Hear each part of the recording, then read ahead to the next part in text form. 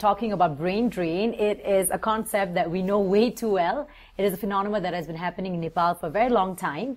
And from a personal idea, personal point of view, I would say that brain drain is the movement of citizens from one country to the next, preferably a more modern, more developed country. And they go there, go abroad, go overseas to complete their studies or just further their studies. And that is brain drain for me. I look at brain drain from two perspectives. I find it positive as well as negative.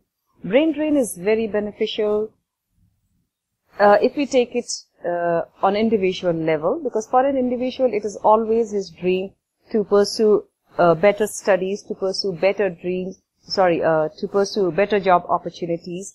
And brain drain gives that opportunity to a person who's qualified, who's professionally qualified to make it big in his field. The opportunities for which he's not getting in his own country. But if we talk about countries which are under the process of development, like a country like Nepal, I feel brain drain isn't much helpful, because usually what happens is the students move abroad to pursue their higher studies. If they come back to their country and utilize that qualification, that is a big favor to the country, not just in terms of development, but also in terms of further improving the status of that particular field. But yes, if a student decides to stay back, then the country suffers adversely.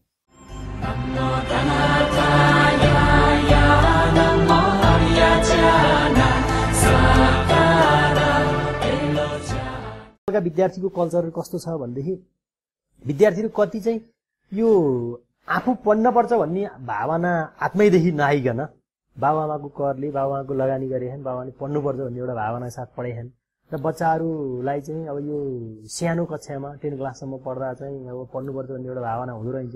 Yo culture कस्तो भन्दा अब खेल्न पाए हुन्थ्यो हैन, बाहिर घुम्न पाए हुन्थ्यो, त्यो एउटा टिनेजरको बेला पनि हो, त्यसकाले त्यो छ। तर हाम्रो यहाँ चाहिँ बच्चाहरुमा त्यो आउट अफ ट्र्याक छैन, बच्चाहरु स्कुलकै ट्र्याकमा छन्, विद्यार्थी एकदम डिसिप्लिनमा छन्, यहाँको समाज पढेको छैन, तर पनि यो स्कुलले लगाएको कुराहरु जुनसुकै कुराहरुमा पनि स्कुलले लगाएको जुन नियम छ, स्कुल कल्चर छ नि, त्यो कल्चरमा घुलमिल भएर काम गर्ने काम भइरहेको छ। As a student in Nepal, I was initially faced with a lot of difficulties because as I came after doing 16 years staying in 16 years in Singapore, and I came here, the first thing was the cultural shock, of course, because I came in winter, I came from a very sunny place, and then I actually cried myself to sleep because I was literally suffering from the roads and from the people and the language. I mean, it's the same language, but people found it so hard to, understand me.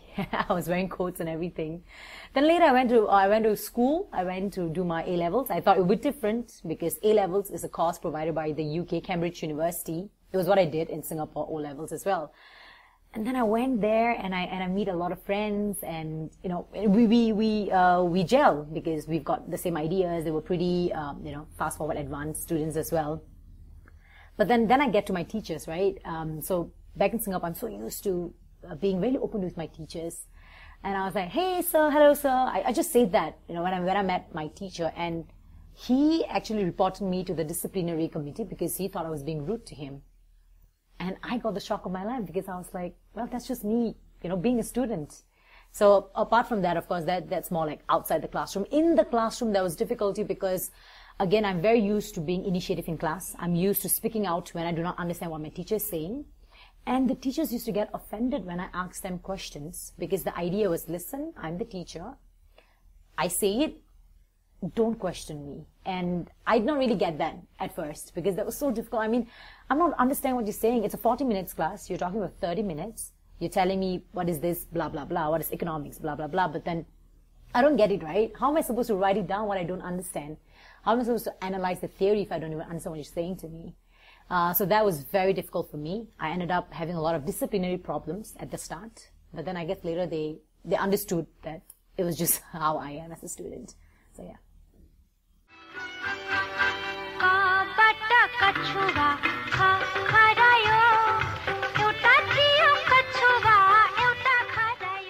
Over the years, the standard of education has really come up in Nepal, but it will take a long time for people to understand and believe in Nepali education system.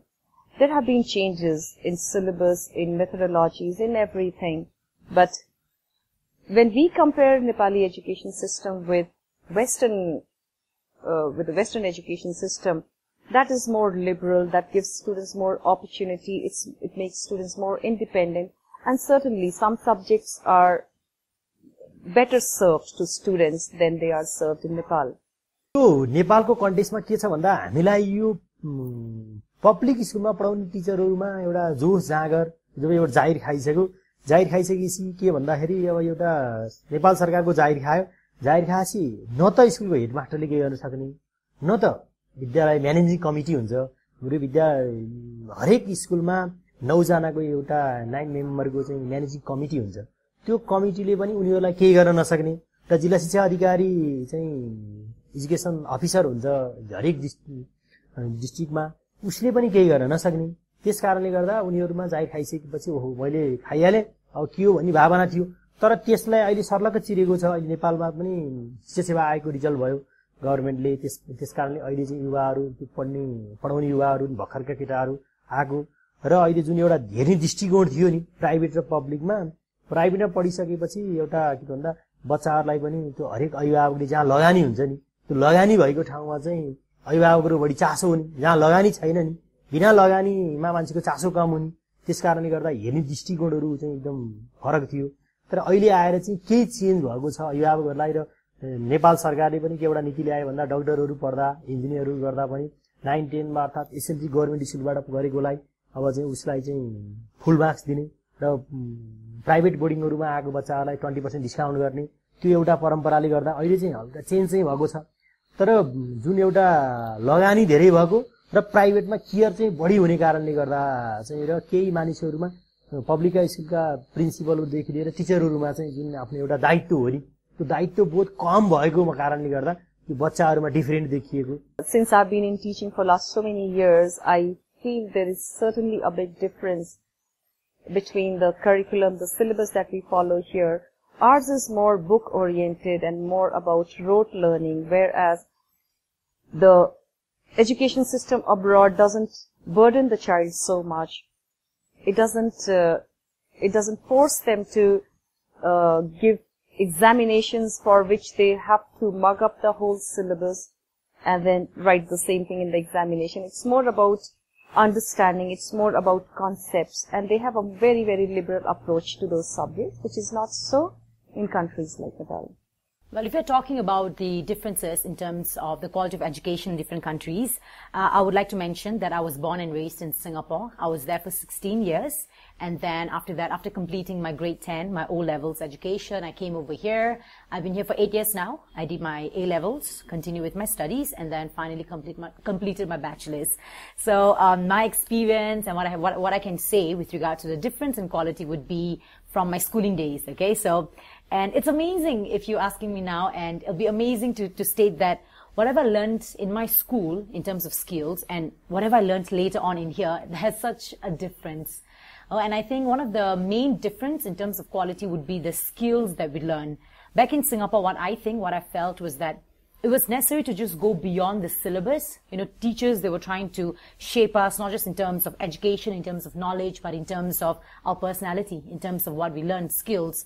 It was about taking initiative and students taking part in organizing a lot of activities, a lot of, different performances, and that was not happening here. Okay, and there's also, I think, the idea of qualified teachers. We do not really have a system here in Nepal whereby teachers are qualified and they go through training. So I would say there's a difference in that in terms of government or in terms of organizations. And finally, for me, I think this regards quality in education because in Nepal, there's a lot of emphasis on rote learning. So like I said, I was doing my A-levels, I did my bachelors from a Nepali board. So in A-levels, there was not so much of a difference because we don't really do rote learning. But when I went on to my undergraduates, there was so much rote learning and it was amazing. I was like, it was a shock for me. So I think that really, brings out a difference in terms of quality. This is the last call for the 12 o'clock British Airways flight BA412 to Amsterdam. Would passengers for this flight please proceed? So there are some courses that are provided here in Nepal, and the courses are the same as provided overseas. But I think I should mention that when we have the courses provided here, it's more like an affiliation. Because in different countries, they've got different focus of interest. So they're more like affiliation, especially for undergrad and postgrad. But then you see, again, when we have affiliation and when we have the same courses, the only thing that's the same would be the syllabus, would be the content, and would be examinations, right? Because, they send it from abroad. But then again, you see, the whole idea of learning is not just to go to a classroom and then just learn whatever a teacher is telling you. It's to be practical. Is to be able to use these skills that you learn. So again, from an undergrad point of view, right? So like, for example, if you're going to be learning, like I did bachelors in liberal arts and sciences. So if I'm going to be learning about research, I want to be able to go out there and do a genuine, legit research. And that's something I did not get. So the knowledge was there, but then the practicality of whatever we learned was not there. So I think that would be one reason, so instead of, and at the same time, the courses that are here and they're affiliated, they tend to be a bit more expensive than the courses that are provided by the Nepali board. So I guess for me, it's like, instead of spending that extra amount and studying here with the same teachers and the system, I'd rather spend a bit more and do the same course abroad. Okay, as I mentioned earlier, the education system is undergoing a change and it will take many more years till it comes at par with the education system abroad, be it school level or college level. They are tempted because they have seen their seniors, they have seen their relatives, they have seen their elder brothers or sisters going out, and they hear their first-hand experience about the universities, about the college, about the education, the subjects that they are being offered, that they feel that they would be more at liberty there in choosing the subjects. Because of the policies of the colleges and universities, they can always take a break. And I think another factor here is because they get this immense sense of independence when they go abroad, because they are not just studying in a foreign country, but they are also working at the same time, which gives them a feeling of independence.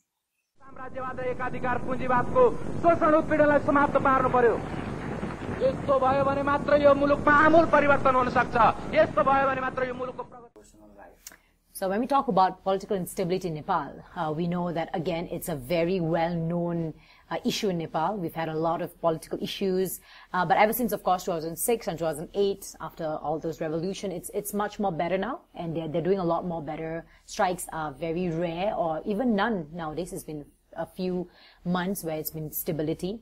So honestly, as a whole, the political instability has not really affected me that much. But then there has been times whereby, with regards to my education as a student, there's time when there is that we are not sure. Like we hear the day before that, listen, there's going to be a strike tomorrow. Everything's going to close. Nobody's allowed to get out of the house. So my class starts at 6 a.m., 6:30. And then I'm like, okay, I do not know whether I need to go to college for my classes. So I decide, okay, it's closed, let's not go. And then we get a calls from our college, and, they're telling our parents that, oh, yes, your daughter did not come to college and all this stuff. And it's not our fault, right? So that uncertainty is a huge problem for me. It has always been, will always be.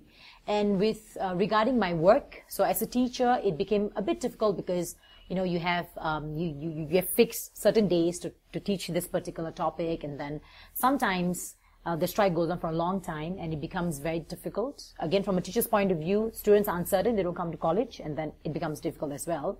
And there was this incident I think I'll never forget. So I'm in the media, I'm part of the press in Nepal. So we are allowed to use private transportations when we, go out doing all of the strikes.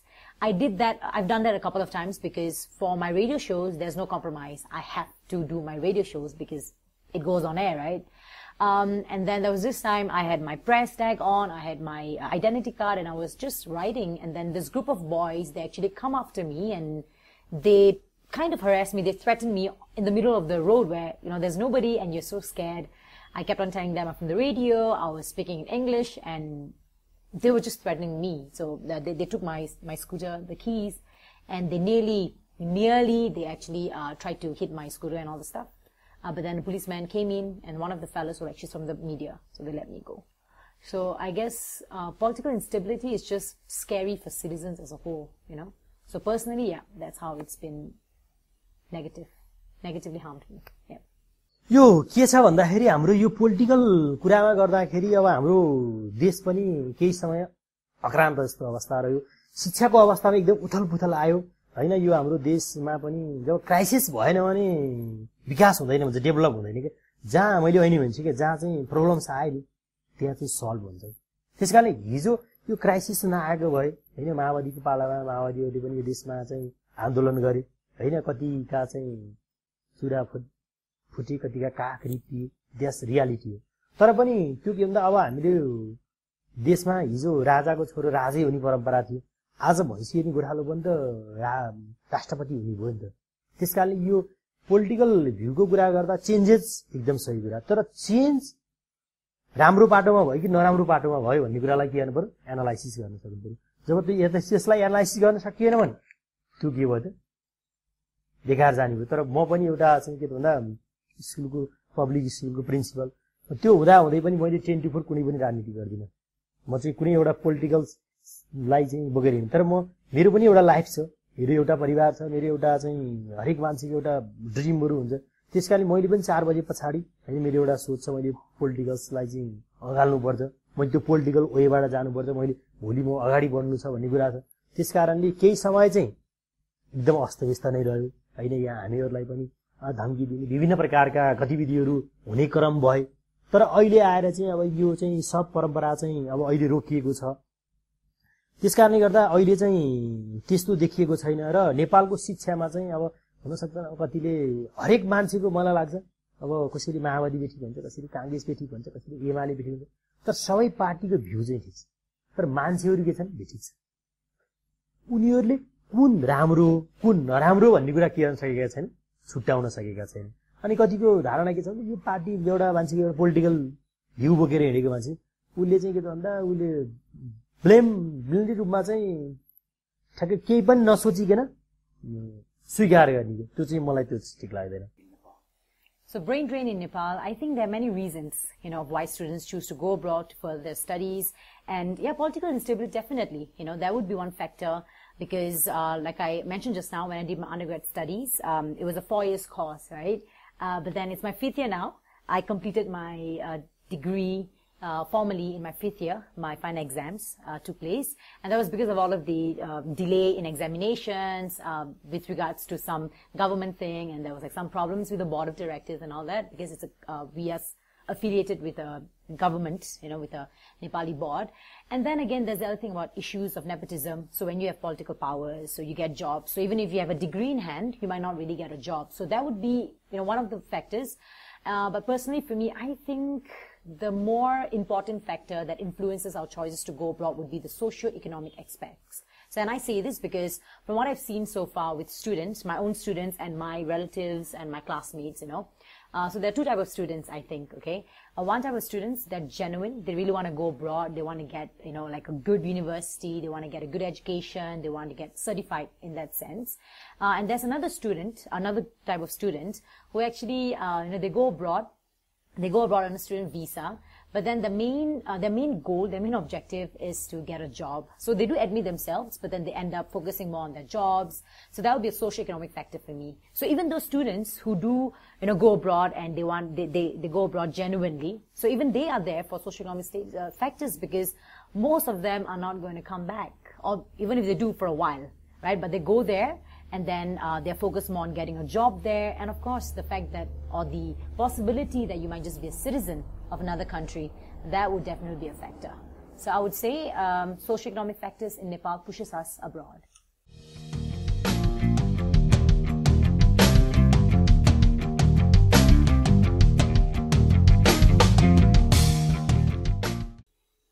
So regarding brain drain, its problems, and how we can try to make it better, solve it, because there's just so many students going abroad, and it's going to be a huge problem in the future. I would say that, of course, to make sure the country is politically stable would be definitely a major point. But then that is very macro level, that's very generic, and it's going to be quite difficult. A lot of obstacles and barriers.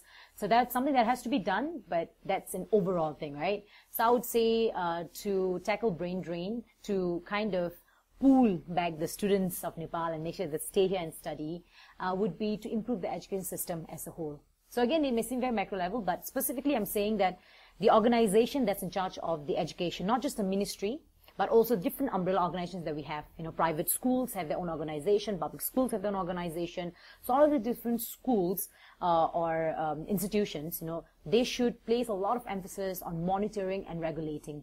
With regards to regulating, in terms of examinations, in terms of the content, in terms of books, make sure that there are enough books for the students, who want to study. In terms of monitoring, the organizations should bear in mind that education system and education should not just be about money, should not just be about a business, but instead, monitor in terms of quality of teachers, in terms of quality of books again, in terms of what the students are learning, in terms of the whole experience of being a student.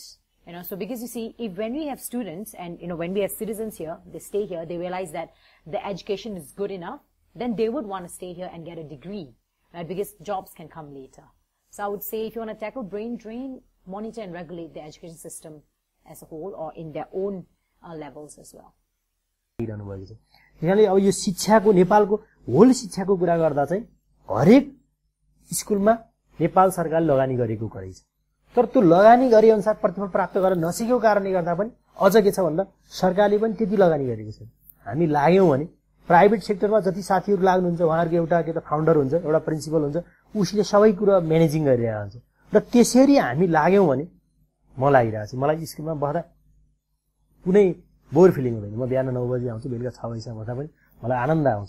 किन भन्दा यहाँको व्यवस्थापन राम्रो भएको छ। यहाँ साथीहरु खटिनु आयो, त्यो साथीहरु खटिया हुनाले म एउटा मात्रै खटिएर के हुनेवाला थिएन। हाम्रो 16 जना साथीहरु यहाँ ल आज सर यसो गर्नु पर्यो भनेपछि बिहान 9 बजे आउनुहुन्छ, बेलुका 5 बजेसम्म बस्नुहुन्छ। शिक्षाको कुरा गर्नुहुन्छ, आज एउटा कार्यक्रम गर्नु पर्यो, कुनै कार्यक्रम गर्नु पर्यो, हरेक कुरामा अगाडि बढ्नुहुन्छ। यहाँ खामा गाड्न पर्यो भने सरहरु एक्टिभ हुनुहुन्छ, पढाउनु पर्दा एक्टिभ हुनुहुन्छ। त्यसकारणले गर्दा यो हाम्रो यहाँको शिक्षामा चाहिँ म एकदम सन्तोषजनक छु। तर सन्तोषजनक छु भनेर म फेरि निधार बस्न खोजेको छैन। हामी निधाउन लाग्यो भने भोलि त्यो शैक्षिक बाटो के हुन सक्छ, ब्याक पर्न सक्छ। राज्यले पनि लगानी गरेको छ, नेपालको शिक्षा पनि एकदम माथि चढेको अवस्थामा छ। त्यसकारणले नेपाल सरकारले लगानी गरेको छ। यसरी नै हरेक क्षेत्रमा लगानी होस्, शिक्षाको पाटो राम्रो होस्। भयो भने हामी जस्ता युवाहरू, हाम्रा यहाँका युवाहरू पनि यसरी जो हाम्रो विदेश पलायन हुने अवस्था छ त्यो नहुन सक्छ। त्यसकारणले एजुकेसन क्षेत्रमा सरकारले पनि लगानी गरोस् र जो सम्पत्तिवाल हुनुहुन्छ ती सम्पत्तिवाललाई म के भन्छु भन्दा सुखबहादुर गुरुङ जस्तै दाता भएर निक्लिन सफल हुन् र आफ्नो हरेक कुना काप्चामा रहेका घरहरूमा टहराहरूमा बस्ने जनताहरूलाई यसरी एउटा उज्यालो शिक्षा दिन सफल हुन् भन्ने मेरो पनि चाहना हो। र नेपाल सरकारले पनि यसरी लगानी गरोस् र मैले पनि गर्नुपर्ने कुरा, म कुनै पनि कुरा कन्जुस नगरिकन मैले गर्नुपर्ने कुरा म आफू गर्नेछु भन्ने प्रतिबद्धता जाहेर व्यक्त गर्न चाहन्छु। नमस्कार।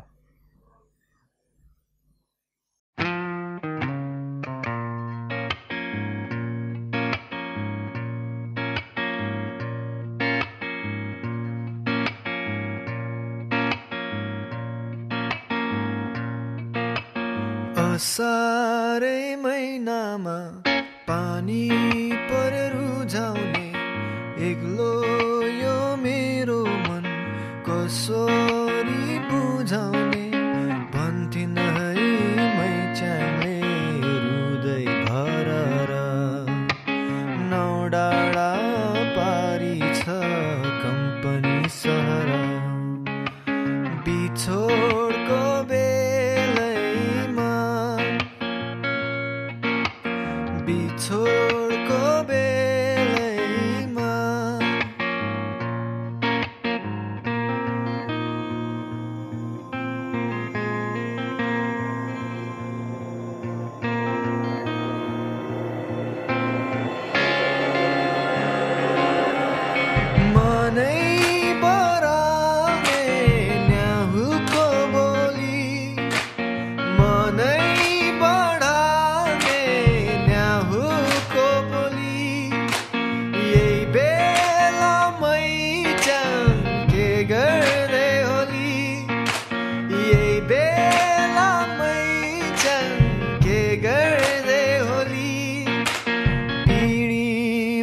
बसेर के कुरा सोच्ती हो कहिले हाँस्ती हो कहिले रुँदी हो मलाई नै सम्झेर मलाई नै सम्झेर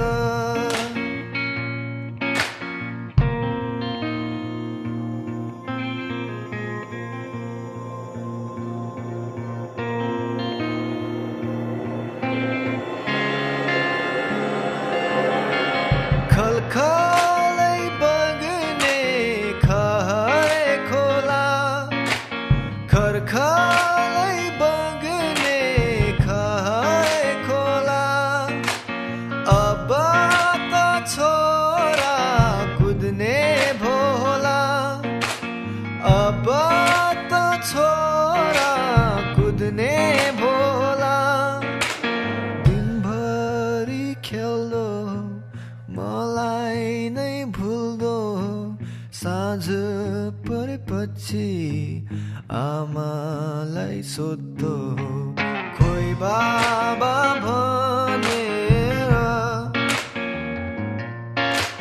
खोइ बाबा भनेर असा